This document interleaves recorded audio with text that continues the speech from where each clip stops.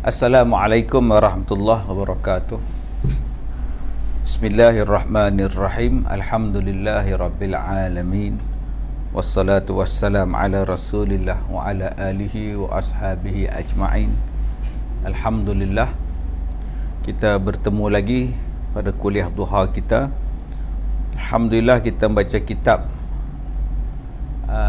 Sendi Agama. Kita sampai muka surat 283.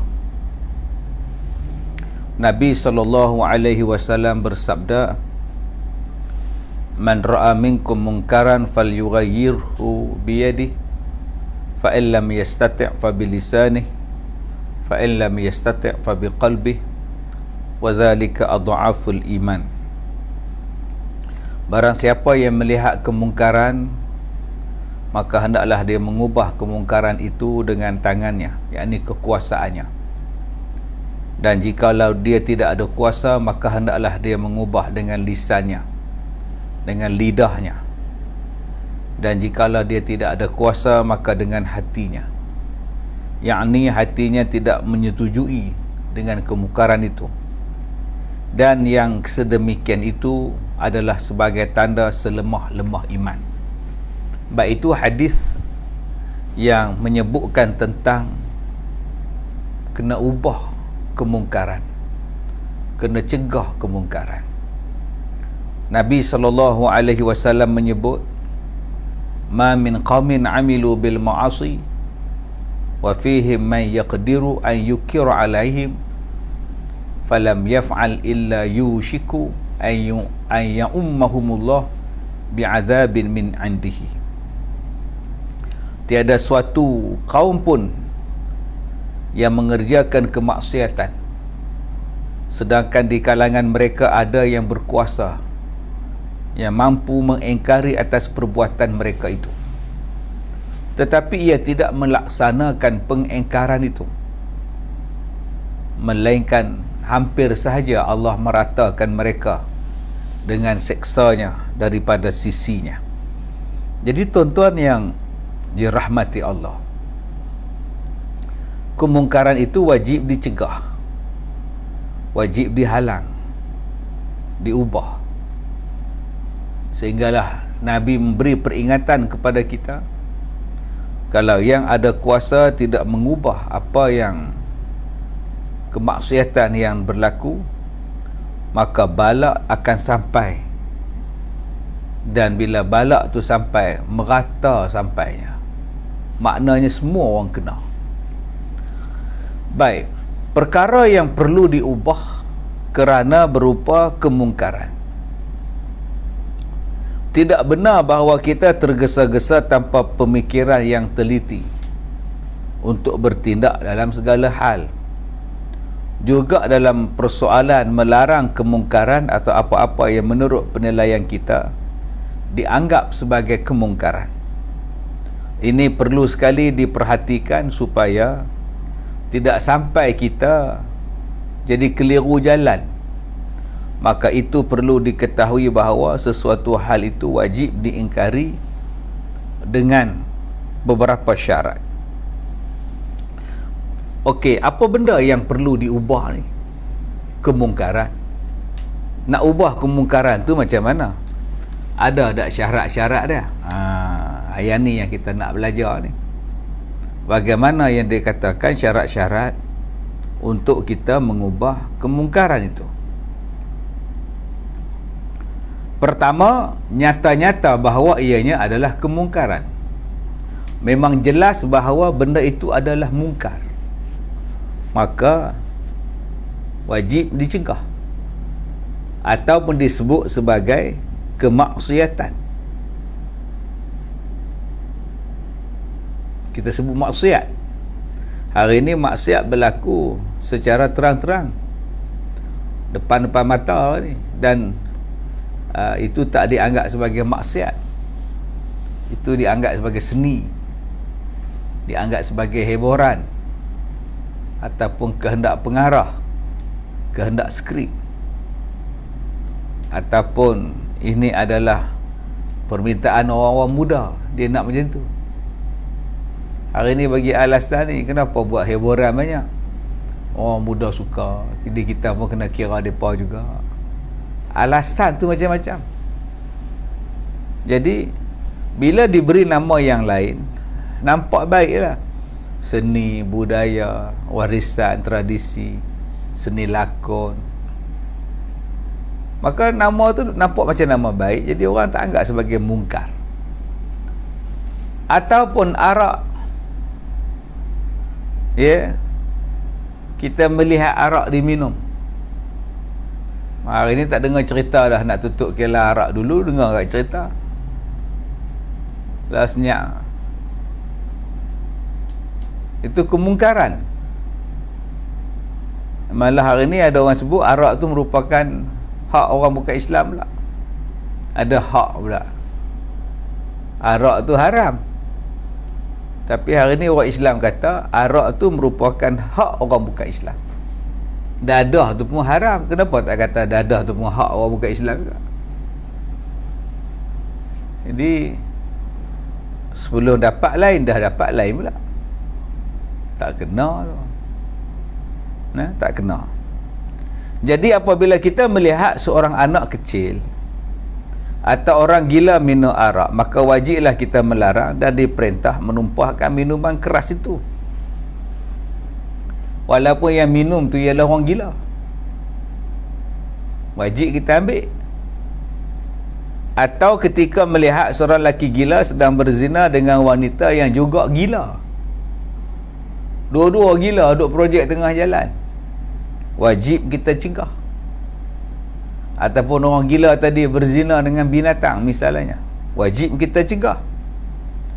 Sekalipun semuanya itu tidak bererti kemaksiatan bagi mereka, tetapi ia tetap dikira sebagai kemungkaran. Orang gila, mana ada dosa dalam bab tu?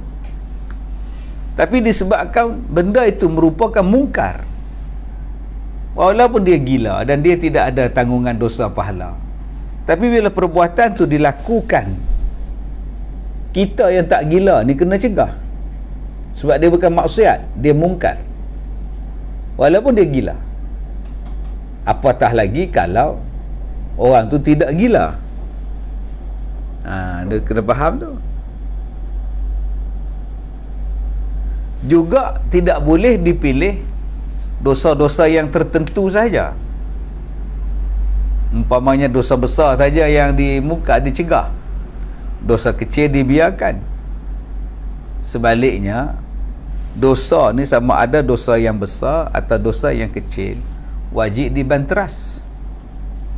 Oleh sebab itu, sekalipun hanya melihat seorang yang membuka auratnya, atau ada dua orang laki-laki dan wanita berkumpul dalam tempat berdua-duaan, atau ada seseorang melihat auratnya seorang perempuan yang lain, wajib ditegur, kerana semuanya itu adalah kemungkaran. Dia bukan dikira sebagai dosa individu. Sebab hari ni ada puak-puak yang kata dosa individu. Dua orang lelaki dengan perempuan ni sepasang ni duduk dalam bilik hotel, dia berkhaluat. Ada yang kata kita tak boleh pergi serbu, kita tak boleh pergi tangkap, sebab itu dosa individu dia orang. Ini pun faham juga, yang cakap tu pun ustaz juga. Habis tu kalau tak boleh pergi cegah, apa guna ayat ni? Kita pun tak ketuk pintu bilik semua, kita pun tak serbu rumah orang semua. Kita bila dapat maklumat, bila dapat aduan, kita kena bertindak. Kalau tak ada aduan, kita pun tak kacau. Baik. Yang kedua, nampaknya kemungkaran itu tanpa diselidiki atau dicari-cari. Oleh sebab itu, maka seseorang yang mengerjakan kemaksiatan di dalam rumahnya dengan mengunci rapat-rapat pintu rumahnya, kita tetap tidak dihalalkan masuk ke dalam rumah tersebut tanpa izin pemiliknya, sekalipun bermaksud nak membongkar apa-apa yang dianggap sebagai kemungkaran. Wala tajassasu, surah Al-Hujurat dan janganlah kau meneliti keburukan orang lain. Tapi kalau bilik tu tak ada maklumat apa, rumah tu tak ada apa, yang kita pergi serbu siapa? Yang kita pergi selongkar tu siapa? Ni hak kita cerita tadi, adanya unit penguatkuasaan pencegah maksiat ni bila dapat aduan. Macam kita lah, kita duk ngintai lama dah depa ni jadi tempat sarang membuat dadah ke, kelang makmal dadah, proses dadah, pintu pagar ada, guard ada. Kalau kita tak boleh serbu, tapi kita dapat aduan. Bila kita tangkap orang yang edar dadah, kamu ambil dadah daripada mana? Daripada di situ. Kamu beli dadah di mana? Beli di situ. Dah dapat aduan dah, dah dapat hidu dah, habislah serbu.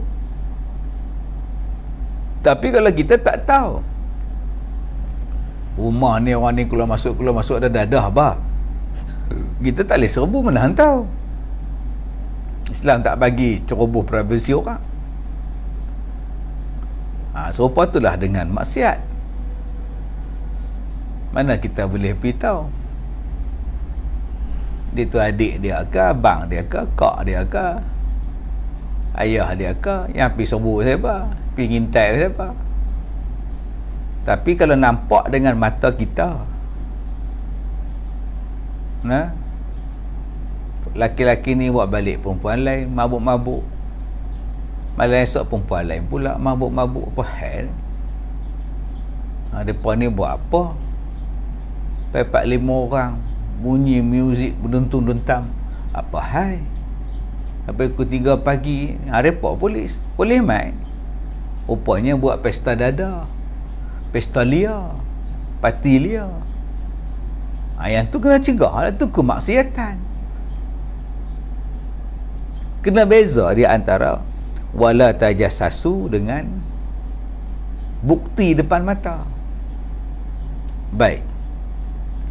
Yang ketiga,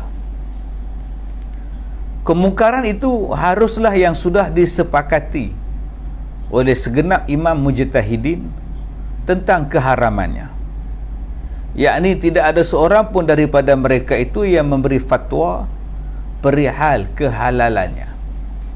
Jadi selama mana ada imam mujtahid yang mengatakan bahawa perkara itu halal, maka kita tidak boleh bertindak apa-apa. Sebab mungkin sekali orang yang kita anggap mengerjakan kemungkaran tersebut berpegang kepada pendapat imamnya, kemudian tidak menganggap perbuatan itu sendiri sebagai kemungkaran. Maka daripada itu sama sekali kita tidak boleh menegur dalam masalah furu'iyah, masalah cabang-cabang agama. Dan dalam persoalan ini baik kita berdiam diri sahaja dengan menetapi apa-apa yang telah menjadi keyakinan dalam diri kita sendiri, hingga dengan sifat sedemikian kerukunan kaum muslimin dapat diwujudkan dan dapat dipelihara selama-lamanya. Jadi tuan-tuan yang saya hormati, kadang-kadang bagi mazhab kita benda itu adalah mungkar, tapi bagi setengah imam itu tidak. Sebab itu kalau dalam kita nak mencegah kemungkaran, semua mazhab mengatakan bahawa itu adalah mungkar, kita cegah. Tapi kalau ada imam yang berpendapat yang ini bukan tahap tu lagi, maka kalau ada orang yang berfaham dengan mazhab itu, kita tak salah tangkap dia. Sebab dia pegang mazhab tu, dia pun imam mujtahid juga yang dia ikut tu. Jadi ini 3 syarat nak mencegah kemungkaran. Pertama, mencegah atas nama mungkar itu sendiri dan maksiat. Okey. Yang kedua, kita tidak mencari-cari salah orang, mencari-cari apa yang salah dia, usaha pergi pasang pula kamera CCTV pula dalam rumah orang. Yang tu tak mau. Okey. Dan yang ketiganya, perkara itu telah disepakati oleh imam-imam mazhab bahawa perkara itu adalah haram ataupun mungkar ataupun maksiat. Maka kalau ada orang buat, 4 mazhab kata, maka kita tangkap. Kalau tidak, dia pegang dengan satu mazhab yang mengatakan tidak mungkar, tidak maksiat misalnya, maka kita hormatlah pendapat dia. Baik. Risah Kamisa Ahmad dah 13 minit baru dapat noti. Lambat jadinya join live Ustaz. Okey. Wan Am, terima kasih. Maznah Syahrum, terima kasih. Julaiha Abdullah, terima kasih. Hasnah Saidin, tenang je Ustaz pagi ni, kurang sihat. Okay, kemudian Maslina Yati, Syaharum Zainal Abidin, Muhammad Faizal bin Ahmad, apa pandangan Ustaz tentang vaksin? No comment. Okay. Nurliza Mat, Maslina Yati, Cha CCD, mudah-mudahan diampunkan dosa dan diterima amalan, mudah-mudahan. Erniwati Hasan, alhamdulillah dapat rezeki. Mazri Ismail, syukur. Kasmah Rohani, mencegah atas mungkar itu sendiri, sengaja mencari kesalahan, kena ada sepakat sependapat. Okay, Farid Fazli Alim, Ustaz, apa makna Yusmina? Yusmina tu apa makna? Tak tahu saya. Yasmin. Okey. Tak tahu, minta maaf. Semalam malam tak on air ya Ustaz, jenuh tunggu. Semalam cuti hari Ahad. Rahimah Nordin, Puan Jamilah Bacuk, doakan semua kita dilindungi. Sejuk mata memandang Wang Kongo, doakan semoga yang dihormati Ustaz diberikan kesihatan. Salam Duk dan sahabat semua, lama tak join, kurang sihat juga, doakan Surifen, semoga Ustaz sihat. Jamilah Ali, Siti Jamie, kalau tak mencari salah orang tapi memang dah salah, macam mana Ustaz nak tegur? Okey, kalau kita dah depan mata kita dia buat salah, kena tegur. Tapi kalau dia buat kita pun tak tahu, tak payahlah kita pergi pasang spy duk intip dia pula. Okey. Nurhaini Abbas, cantik baju tanah hitam. Cik Puan Zainab, moga diberikan. Makcik Aini, silap tulis. Tak apalah Makcik Aini. Ini Tofi Maksal, memang kita punya Facebook kita dah lama dah, ramai yang tak dapat notification. Muhammad Soleh Johari, prevention is better than cure. Memang dah ramai orang yang tak dapat notification saya punya Facebook ni.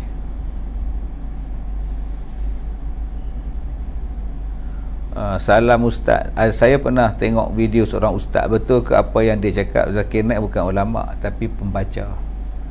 No comment. Saya tak kenal Zakir Naik, saya hanya dengar ceramah dia saja. Saya tak boleh nak komen di luar bidang pengetahuan saya. Okey. Jamilah Maisa, terima kasih. Maklum Roziah, alhamdulillah, terima kasih. Kasmah Rohani, matching ketayap dengan baju. Rohana Ma'aruf, Teh Badri, Iman Muhammad Yunus, Ustaz, saya dah terbaca kita tak boleh ucapkan salam subuh, salam maghrib, salam tahajud, sebaliknya kena sebut. Mana dia tahu, hilang dah. Sebaliknya kita kena sebut, sebaliknya kena ucap salam nama, lepas tu baru ucapkan selamat bertahajud. Sebaliknya kena ucap salam nama. Salam nama tu macam mana tak tahu lah saya. Salam nama tu minta Iman Muhammad Yunus terangkan lagi apa makna salam nama tu. Irmaya dari Singapura, Mahaya Razak, terima kasih. Aziah Dolah, mudah-mudahan Doakan saya dan anak-anak cucu saya dijauhkan daripada penyakit yang bahaya, insya-Allah, amin, mudah-mudahan sihat. Baik, kemudian Saminah Miss, Ustaz tolong doakan ramai-ramai saya dan suami diberikan kesembuhan dari Covid. Seksanya Allah saja yang tahu. Saminah Miss, mudah-mudahan Saminah Miss dan suaminya diberikan kesembuhan daripada Covid, ya, sihat daripada Covid. Rohana Ma'ruf termasuk saya tak dapat notification FB. Okey. Encik Nizam, saya sedang bertugas, curi-curi masa tengok Facebook Ustaz.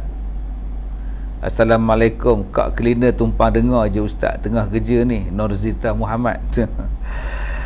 Syaharum Zainal Abidin hari ni dapat notification. Kasmah Rohani saya pun baru dapat, sebulan setengah duk diam je. Nur Madinah selalu dapat. Jadi tuan-tuan, begitulah dalam kita nak mencegah kemungkaran. Baik, sekarang ada orang cakap Ustaz Kazim dah tak cakap, tak menegur, diam dah. Dah tak campur dah. Kalau orang tanya pun no comment, no comment, no comment, no comment. Dah tak ada cakap apa hal ni. Itu kita masuk bab al-uzlah wal ikhtilat. Okey. Bab al-uzlah wal ikhtilat. Bab mengasingkan diri dan bercampur atau bergaul. Jadi saya sekarang lebih banyak membuat pendekatan. Kalau orang tanya, saya jawab no comment. Kalau orang tanya saya jawab saya bukan ahli. Saya tak reti nak cakap, habis-habis kuat saya cakap saya bodoh, saya jahil, saya tak pandai, saya tak layak, saya tidak ada jawatan, saya malas nak campur. Okey, apa hukum saya cakap macam itu? Baik, kita baca hadisnya.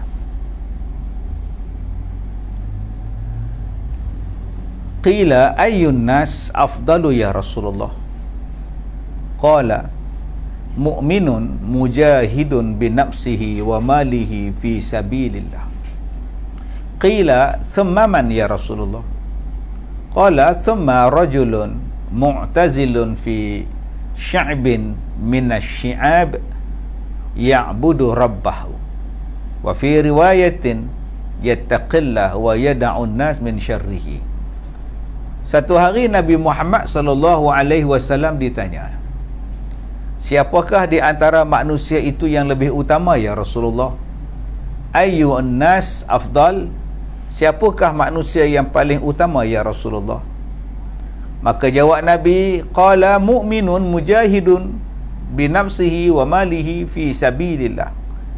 Iaitu orang yang beriman yang berjihad fi sabilillah dengan dirinya dan hartanya. Kemudian baginda ditanya lagi, selepas itu siapa ya Rasulullah? Jawabnya, selepas itu seorang laki-laki yang beruzlah, yang mengasingkan dirinya di dalam sebuah tempat di jalan pergunungan sambil menyembah Allah Tuhannya. Dalam riwayat lain, dia bertakwa pada jalan Allah dan menghindarkan diri untuk berbuat jahat kepada para manusia. Jadi dalam hadis ini Nabi SAW sebut dua orang manusia yang paling bijak. Dua orang yang paling bijak.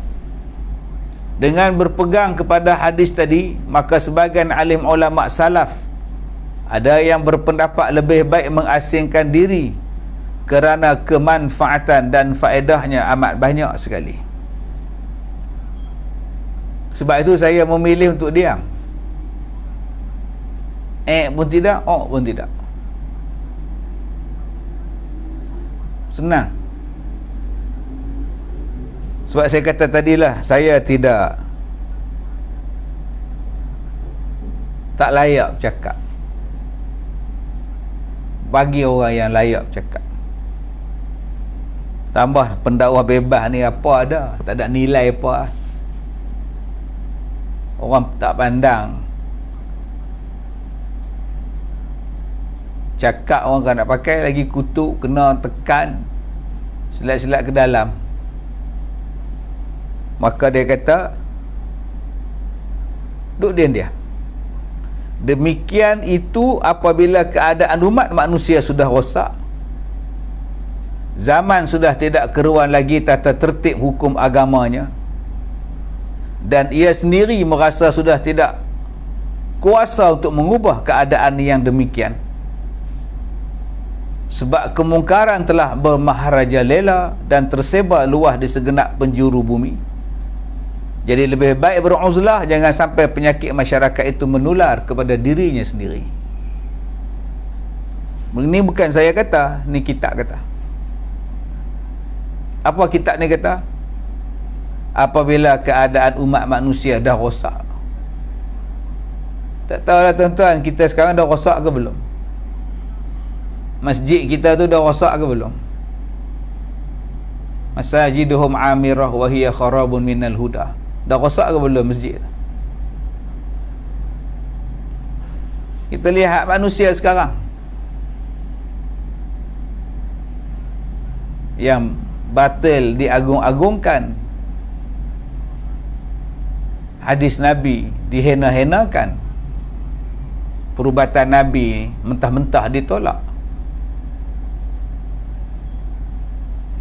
yang kafir pula diangkat habis-habisan, Quran lagi orang tak rujuk, dan dia sendiri merasa tak kuasa dah. Zaman sudah tidak keruan lagi tata tertib hukum agama ya. Hari ini berubah habis dah. Tata tertib dalam agama dah habis dah. Tuan-tuan faham sendirilah apa yang dah berubah.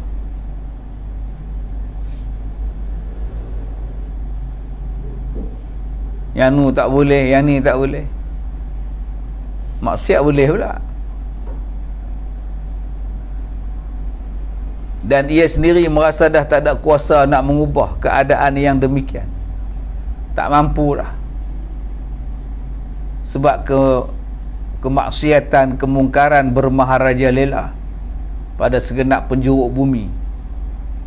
Maka lebih baik dia tak mencampurkan diri, dia mengasingkan diri. Itu pada masa itu dia menyelamatkan dirinya dengan tak campur dengan orang. Sebab itu saya ambil pendekatan, saya buat hair saya ya. Tuan-tuan tanya lah bab apa pun, no comment. No comment.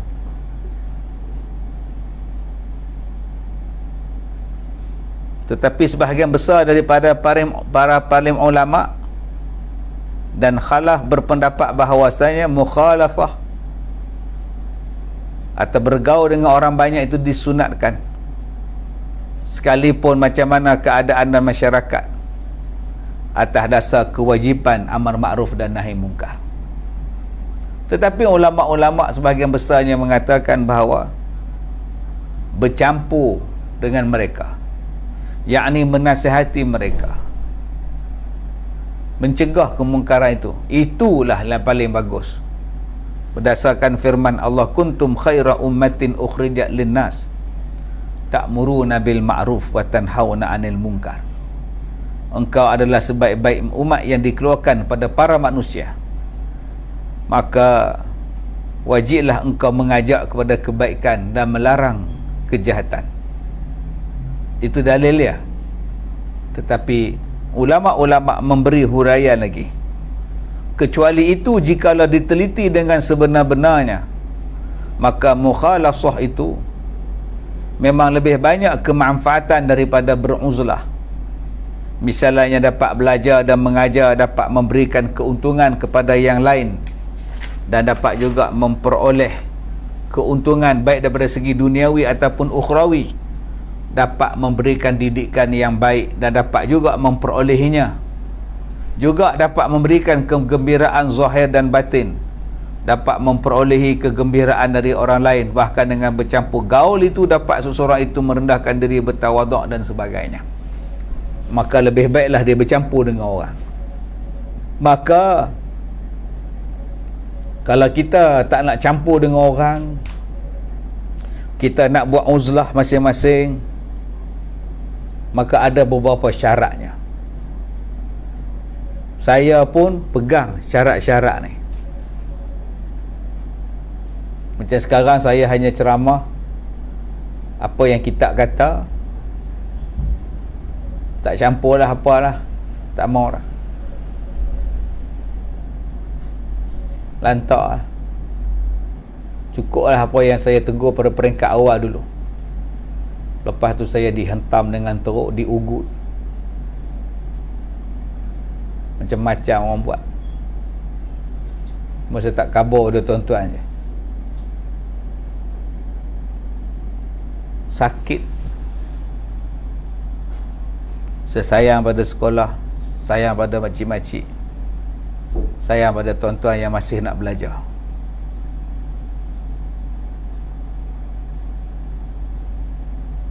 Ratusan ribu di luar sana yang masih nak belajar. Maka kita terus buat macam ini. Kita tak campur lantak dia orang lah tuan. Esok jawab sendiri depan Tuhan. Mereka mempunyai ilmu yang cukup untuk berjawab depan Tuhan. Baik, cukup ilmu pengetahuannya dalam bab agama, sehingga apa-apa yang diamalkannya itu dapat menepati syarat dan rukunnya sebagaimana semestinya. Oleh itu, maka seseorang yang bodoh yang beruzlah pasti akan bertambah kerosakannya dalam soal agama. Yang pertama, syarat untuk beruzlah ialah orang tu mesti cukup ilmu agama. Maknanya untuk amalan dia, untuk diri dia, dia lepas. Orang bodoh, kalau dia beruzlah tak campur dengan orang, lagi dia rosak. Yang kedua, syarat untuk beruzlah ada maksud yang amat penting dan teramat perlu yang kira-kiranya tidak mungkin dapat diselesaikan melainkan dengan cara beruzlah. Kecuali itu memerlukan waktu yang panjang, sehingga andai kata bergaul dengan para manusia, tentu akan banyak waktu yang terbuang tanpa guna dan amat banyak afatnya, kesannya. Yang demikian itu misalnya beruzlah menyelidiki sesuatu ilmu pengetahuan yang memiliki dan memerlukan waktu yang banyak serta ketekunan luar biasa. Maka dia terpaksa mengasingkan diri sebab dia nak buat kajian betul-betul. Dia tak campur betul-betul. Dia nak kaji betul-betul secara mendalam. Maka dia boleh beruzlah. Yang ketiga, cukup yang ditinggalkannya untuk keperluan yang menjadi tanggungannya, agar supaya setelah dia beruzlah, keluarganya tidak meminta-minta kalau dia kekurangan nafkah dan miskin. Kalau dia nak beruzlah duduk dalam gunung, dalam gua, tak campur dengan orang, boleh. Tinggalkan serba-serbi yang mencukupi untuk keluarganya, supaya keluarganya tidak meminta-minta dan berada di dalam kesusahan atau kemiskinan.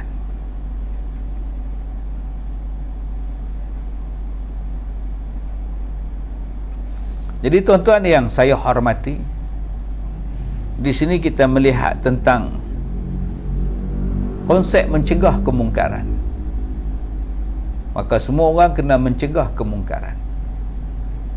Yang kedua, kalau dicegah itu mendatangkan mudarat kepadanya, maka lebih baiklah dia beruzlah, mengasingkan diri daripada masyarakat. Yang ketiga, nak beruzlah ada syarat-syaratnya. Bukan semua boleh main ikut suka nak uzlah saja. Baik, kita akan baca, akan datang tajuknya Al-Faqru Waz-Zuhdu.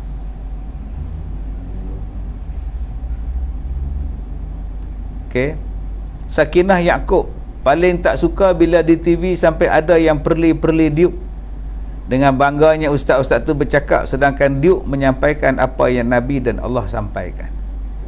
Saya hanya bercakap tentang habatus sauda, tentang madu yang Nabi suruh cakap. Itu pun kena tibai. Dan yang tibai itu pula ustaz-ustaz pula. Patutnya ustaz ni lah yang menjadi penyokong kuat Nabi. Kalau orang hak reti agama pun tak sokong Nabi, siapa lagi nak sokong Nabi? Patutnya orang inilah yang menjadi benteng kepada agama. Baik, Cik Alik, betul Ustaz, saya yang muda lagi ni pun nak belajar, dapatlah sikit, okey dah.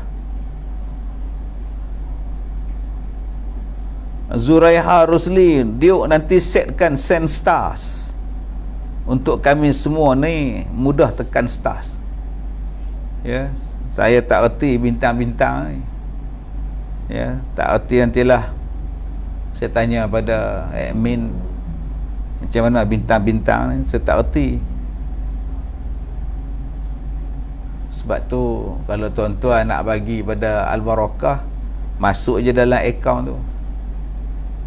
Okey, masuk je lah. Kami bukan minta duit pun. Nak masuk-masuk, tak masuk sudah. Sebab baru ni ada orang kata duk tulis nombor akaun tu minta duit lah. Sekarang saya tak tulis nombor akaun. Bermula pada hari Sabtu, saya cakap pada admin, jangan masukkan nombor akaun di bawah ni. Satgi orang tuduh kita nak minta duit. Jadi supaya orang tak kata. Jadi susah tuan-tuan ni. Buat pun susah, tak buat pun susah. Jadi saya ambil keputusan, saya kata jangan bubuh akaun Pusat Pendidikan Al-Barakah atau nombor Maybank ke CIMB, jangan bubuh. Kita buat macam ni sebab kita nak mengajar. Okey, susah tuan-tuan. Kalau tuan-tuan duduk letak tempat saya ni jadi payah. Tuan-tuan pun sudah dapat sikit jantung juga. Baik, Azizah Cepa, semoga Allah lindungi Ustaz, amin. Kasih Pandan, tabah dan kuat semangat Ustaz, kami masih mendengar suara-suara Ustaz, insya-Allah. Beri ceramah dalam FB, kita dengar dapat pahala Ustaz. Majid Nurleha, kami masih perlukan ilmu. Nurul Hayatun Abdul Muttalib, saya pun masih nak belajar lagi, banyak lagi yang kurang. Okey, Rosnah Cik Din, Rosnah Cik Din adalah wakil Al-Barakah untuk menguruskan korban tahun ini bagi pihak Yayasan Budi Ihsan Malaysia. Jadi tuan-tuan boleh hubungi Rosnah Cik Din untuk menyertai korban. Hasnah Rahman, dah rindu nak datang kelas. Datuk Kak Barakah nak tarik beg, nak jumpa kawan-kawan, insya-Allah. Assalamualaikum Ustaz, Kak dari Taman Tanjung Bidara, Masjid Tanah Hasnah Ibrahim, line clear. Semoga dipermudahkan urusan, insya-Allah. Siti Aminah dari Baling, terima kasih Siti Aminah, dia tak boleh fokus, dia kerja, dia kata. Fatimah Muhammad Nur, terima kasih. Fatimah Wati Usuk Kota, terima kasih. Terima kasih Fira Syam. Hairun. Semoga Allah menghapuskan penyakit Corona 19, mudah-mudahan, amin. Siti Jamie, sepatutnya Ustaz bersatu, bukan nak compete dengan each other. Ustaz boleh buat kelas secara Zoom. Ustaz boleh tengok kami boleh tengok Ustaz, dalam perancangan Iman Muhammad Yunus. Tapi ramai tak setuju pula, sebab dia kata sikit sangat yang boleh masuk. Firas Syam, yang tu Ustaz makan sebelah dunia aja. Berani kerana benar Ustaz. Okey.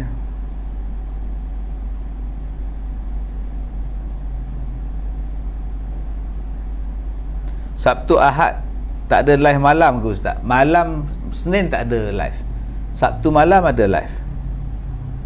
Jamaliah Rahmat, saya pun tak pandai nak hantar star. Opah-opah macam saya ni pun tak pandai star-star ni. Fatimah Manan, Ustaz ada bintang, senang kita nak sedekahkan sikit, main tekan je.